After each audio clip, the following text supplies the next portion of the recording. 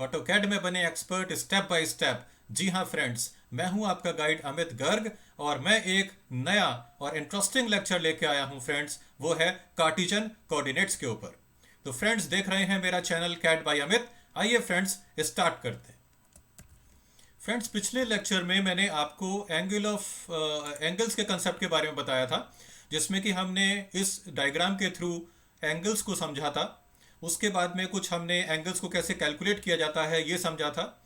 इसके बाद में फ्रेंड्स हमने एक छोटा सा ये एक्सरसाइज किया था और एक और हमने एक्सरसाइज किया था जिसमें कि हमने एंगल्स को कैलकुलेट करना सीखा था।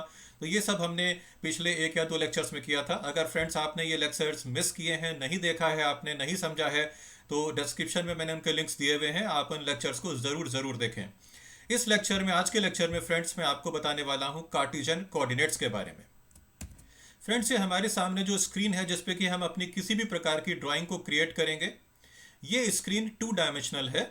मतलब हम इसमें एक हॉरिजॉन्टल डायमेंशन लेके चलते हैं और एक वर्टिकल डायमेंशन। आप देख सकते हैं यहाँ पे फ्रेंड्स, इसमें WCS के अंदर भी हमें 2 डायरेक्शन यहाँ पे शो की हुई है। हॉरिजॉन्टल डायरेक्शन होती है एक्स एक्सिस डायरेक्शन और वर्टिकल डायरेक्शन होती है वाई एक्सिस डायरेक्शन। तो हमें अगर अपनी ड्राइंग के किसी भी पॉइंट की लोकेशन को मार्क करना है अपनी स्क्रीन के ऊपर, तो उस पॉइंट की लोकेशन बताने के लिए हमारे पास 2 वैल्यूज होती हैं, जिसमें पहली वैल्यू होती है एक्स कोऑर्डिनेट की और दूसरी वैल्यू होती है वाई कोऑर्डिनेट की। आइए समझते हैं इसको इस डायग्राम से। फ्रेंड्स देखिए, हमारे पास 2 प्रकार के कोऑर्डिनेट सिस्टम होते हैं। एक होता है कार्टिजन कोऑर्डिनेट्स। तो आज मैं आपको इस लेक्चर के अंदर कार्टिजन कोऑर्डिनेट्स के बारे में समझाने वाला हूं इस डायग्राम के थ्रू। फ्रेंड्स आप ये जानिए कि हमारा जो सिंबल है स्क्रीन के ऊपर, लोअर लेफ्ट पॉइंट, जिसको कि हम ओरिजिन पॉइंट बोलते हैं, इसी पॉइंट को हम रेफरेंस की तरह से यूज करते हैं अपने किसी भी पॉइंट के कोऑर्डिनेट्स को कैलकुलेट करने के लिए। जी हाँ फ्रेंड्स, ये जो ओरिजिन पॉइंट है इस पर हम एज्यूम करते हैं कि एक्स कोऑर्डिनेट की वैल्यू और वाई कोऑर्डिनेट की वैल्यू, दोनों वैल्यूज यहाँ पर 0 0 होंगी। अब मैंने एग्जाम्पल के लिए आपके सामने एक रेक्टेंगल की शेप में एक ज्योमेट्री यहाँ पर क्रिएट की है। मतलब यहाँ पर इस रेक्टेंगुलर ज्योमेट्री में जो अपोजिट साइड्स हैं वो दोनों बराबर होती हैं। तो ये वाली साइड इस वाली साइड के बराबर है और ये वाली साइड इस वाली साइड के बराबर है। लेंथ है 100 मिलीमीटर और इसकी हाइट है 50 मिलीमीटर्स। तो हम इस रेक्टेंगल ज्योमेट्री को फ्रेंड्स लाइन कमांड से किस प्रकार बनाएंगे कार्टिजन कोऑर्डिनेट्स को यूज करके, ये हमारी आज की एक्सरसाइज होने वाली है। तो पहला पॉइंट हम स्टार्ट करेंगे फ्रेंड्स, क्योंकि इस पॉइंट का ओरिजिन पॉइंट से हॉरिजॉन्टल डिस्टेंस है 30 मिलीमीटर, तो इसका एक्स कोऑर्डिनेट हो जाएगा 30 और इसका वर्टिकल डिस्टेंस है 20 मिलीमीटर, तो इसका वाई कोऑर्डिनेट हो जाएगा 20। तो इस पॉइंट को देने के लिए हम टाइप कर सकते हैं 30, 20। इसके बाद बी पॉइंट के कोऑर्डिनेट्स हो जाएंगे 30, तो इसका डिस्टेंस हो गया यहाँ से, ए पॉइंट का डिस्टेंस हो गया ओरिजिन से, और इसके आगे डिस्टेंस है 100। तो टोटल डिस्टेंस बी पॉइंट का ओरिजिन पॉइंट से अलोंग द एक्स एक्सिस हो जाएगा 130। इसके बाद हमारा जो वर्टिकल डिस्टेंस है वो सेम रहेगा, जैसे यहाँ पर 20 है तो यहाँ पर भी 20 ही रहेगा फ्रेंड्स।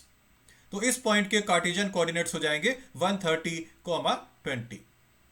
इसके बाद सी पॉइंट के कार्टिजन कोऑर्डिनेट्स को कैलकुलेट करने के लिए एक्स कोऑर्डिनेट वैल्यू हमारी सेम रहेगी, जबकि वाई कोऑर्डिनेट वैल्यू हो जाएगी 20 + 50, मतलब टोटल 70। तो इस पॉइंट के कोऑर्डिनेट्स हो गए 130, 70। और इसी प्रकार डी पॉइंट का एक्स कोऑर्डिनेट हो जाएगा 30 और इसका वाई कोऑर्डिनेट हो जाएगा 70। तो जब हमने चारों पॉइंट्स के कार्टिजन कोऑर्डिनेट्स को कैलकुलेट कर लिया, फिर हम ये डायग्राम बहुत तेजी से बना सकते हैं फ्रेंड्स। तो आइए चलिए बनाते हैं अपने इस डायग्राम को मॉडल स्पेस के अंदर। हम मॉडल स्पेस में पहुंच चुके हैं फ्रेंड्स। हमने लाइन कमांड को लिया। यहाँ पर पहला पॉइंट के कोऑर्डिनेट्स है हमारे 30, 20। तो मैंने टाइप किया यहाँ पर 30, 20। और देखिए ये पॉइंट्स अभी बहुत नीचे आ रहे हैं फ्रेंड्स, क्योंकि अभी शायद हमने लिमिट्स को ठीक से सेट नहीं किया है। अगर आपने लिमिट्स को कैसे सेट करते हैं, यूनिट्स को कैसे सेट करते हैं, ये मैंने आपको पिछले लेक्चर्स में बताया था। अगर आपने वो ठीक से नहीं समझा है या नहीं देखे हैं लेक्चर्स, तो प्लीज़ नीचे मैंने डिस्क्रिप्शन में उनका लिंक दिया हुआ है, आप उन लेक्चर्स को पहले देख करके तब आप इस लेक्चर पे वापस आ सकते हैं। तो लोअर लेफ्ट कॉर्नर को हमने 0,0 पे सेट किया, ये हमने 150,150 पे सेट किया, क्योंकि हमारे रेक्टेंगल की जो डायमेंशंस हैं वो केवल 100/50 है। और फिर जूम, एंटर, ऑल एंटर। अब हमने लाइन कमांड को लिया, पहला कोऑर्डिनेट हो गया हमारा 30, 20, तो ये पॉइंट देखिए यहाँ पर आ गया। इसके बाद नेक्स्ट पॉइंट हो गया हमारा 130, 20, तो ये बी पॉइंट आ गया। इसके बाद सी पॉइंट हो गया 130, 70, ये सी पॉइंट हो गया। इसके बाद डी पॉइंट हो गया 30, 70, ये डी पॉइंट हो गया। और इसके बाद यहाँ पर हम क्लोज के लिए सी टाइप करके एंटर करके इस डायग्राम को क्लोज करके अपनी ज्योमेट्री को और ड्राइंग को कंप्लीट कर सकते हैं। तो ये था फ्रेंड्स किस प्रकार हम इस रेक्टेंगल ज्योमेट्री को क्रिएट करेंगे कार्टेशियन कोऑर्डिनेट को यूज करके। अब फ्रेंड्स कार्टेशियन कोऑर्डिनेट के अंदर इसमें एक और इंपॉर्टेंट कंसेप्ट है और वो है रिलेटिव कार्टेशियन कोऑर्डिनेट्स का। जी हाँ फ्रेंड्स, रिलेटिव कार्टेशियन कोऑर्डिनेट का मतलब क्या होता है कि हम पिछले पॉइंट को ओरिजिन पॉइंट एज्यूम करके तब हम एक्स कोऑर्डिनेट और वाई कोऑर्डिनेट की वैल्यूज को यहां पर कैलकुलेट करते हैं। इसका जो फॉर्मेट होता है वो कुछ इस प्रकार होता है, @x, y। तो ये @ जो सिंबल है फ्रेंड्स, ये हमारे कार्टेशियन कोऑर्डिनेट को एक रिलेटिव कार्टेशियन कोऑर्डिनेट में कन्वर्ट कर देता है। इसके अंदर पहले पॉइंट का कोऑर्डिनेट हम सेम ले सकते हैं क्योंकि ये कैलकुलेशन हमें ओरिजिन के रेस्पेक्ट में ही करना पड़ेगा। और अगर हम चाहें तो स्टार्टिंग पॉइंट हम कहीं स्क्रीन पर क्लिक भी कर सकते हैं फ्रेंड्स। ये कोई ज़रूरी नहीं है कि हमें स्टार्टिंग पॉइंट के कोऑर्डिनेट्स मालूम हो। स्पेशली जब हम रिलेटिव कार्टेशियन कोऑर्डिनेट को यूज़ कर रहे हैं तो हमें पहले पॉइंट के या ए पॉइंट के कोऑर्डिनेट्स के बारे में कोई जानकारी होना आवश्यक नहीं है, तो हम क्लिक भी कर सकते हैं स्क्रीन पर।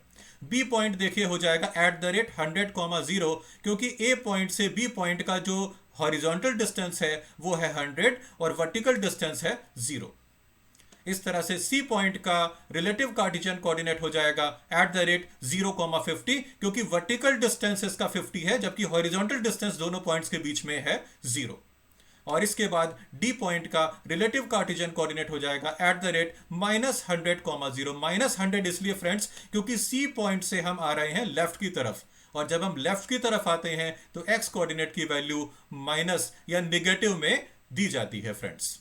तो इस तरह से हमने इसका रिलेटिव कार्टेशियन कोऑर्डिनेट्स को कैलकुलेट कर लिया है। अब देखिए, आइए इसको हम बनाते हैं अपने मॉडल स्पेस में। मॉडल स्पेस में जाकर के इसको मैं इरेज कर देता हूं, ऑल एंटर एंटर, ये इरेज हो गया। लाइन कमांड लिया मैंने, पहला पॉइंट हमने 30, 20 ले लिया, एंटर। अब देखिए मैं दे रहा हूं @100, 0, ये बी पॉइंट आ गया, @0, 50, ये सी पॉइंट आ गया, @-100, 0, एंटर। और फिर क्लोज करके आप इस डायग्राम को कंप्लीट कर सकते हैं।